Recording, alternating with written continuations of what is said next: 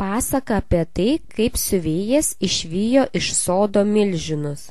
Buvo toks siuvėčius, jisai, kaip ir kiti siuvėčiai, vaikščiodavo po žmonės siūdamas. Užėjo jis in tokį didelį dvarą ir gavo ant ilgo laiko darbą.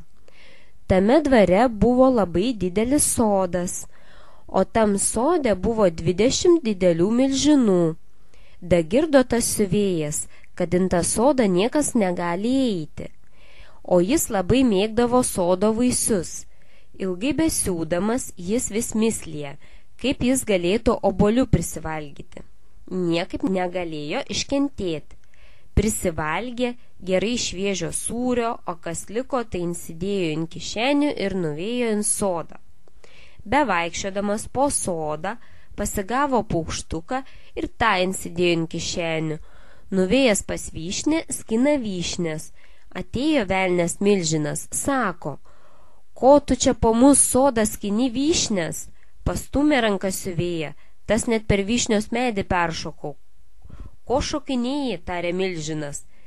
Tai, kad tu toksai drūtas, tai tu bandyk peršokt, atsakė siuvėjas. Milžinas šoka, nein pusę nein šoka.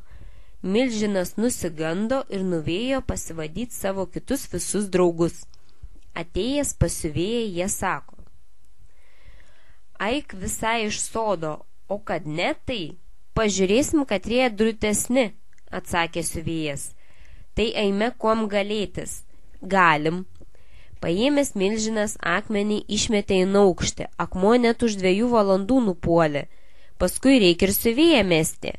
Jis būk ieškodams akmenį išėmė iš kišeniaus paukštuką, kurį buvo pasigavęs, ir paleido aukštyn.